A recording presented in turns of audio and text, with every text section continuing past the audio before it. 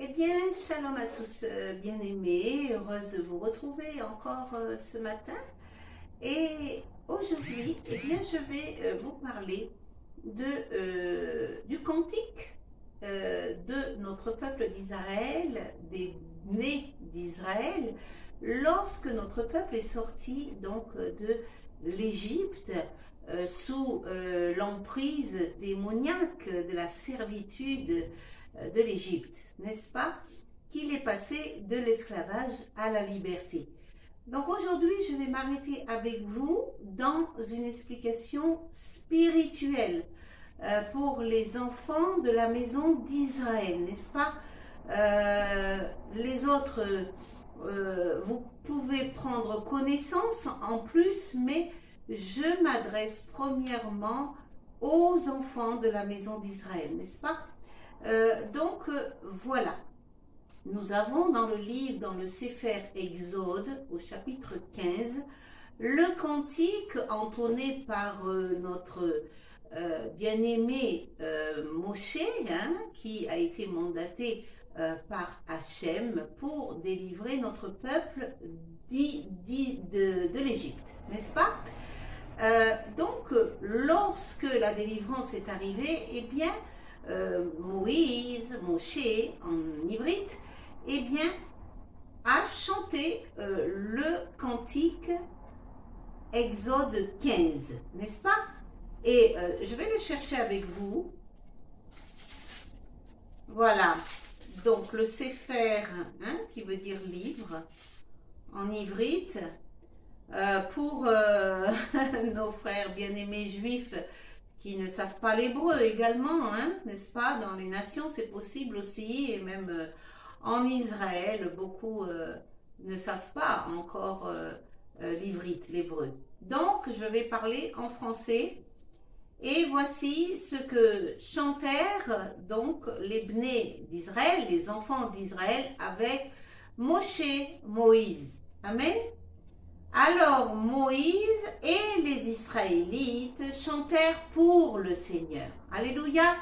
Ils chantèrent pour le Seigneur. Et là, on peut comprendre que notre peuple est toujours attaché à un Dieu seul, Echad, un, unique. Alléluia. Je chanterai pour le Seigneur, car il a montré sa souveraineté.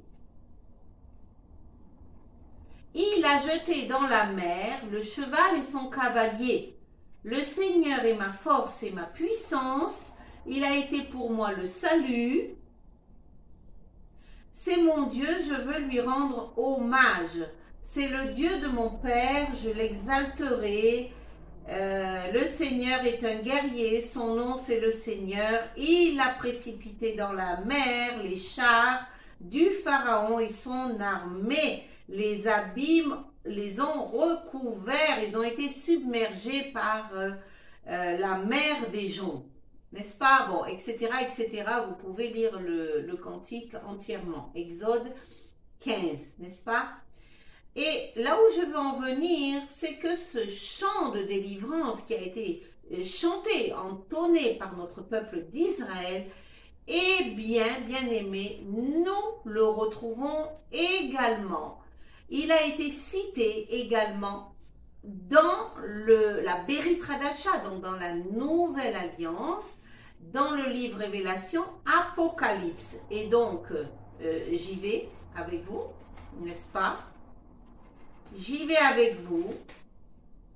Et voilà ce qu'il est dit, dans le livre de la Révélation, Apocalypse, chapitre 15. Alors je vis dans le ciel un autre signe, grand et étonnant, 7 anges qui tenaient 7 fléaux les derniers, car c'est par eux que s'accomplit la colère de Dieu. Là c'est le livre, c'est-à-dire la finalité de cette terre, n'est-ce pas? Je vis comme une mer de cristal mêlée de feu.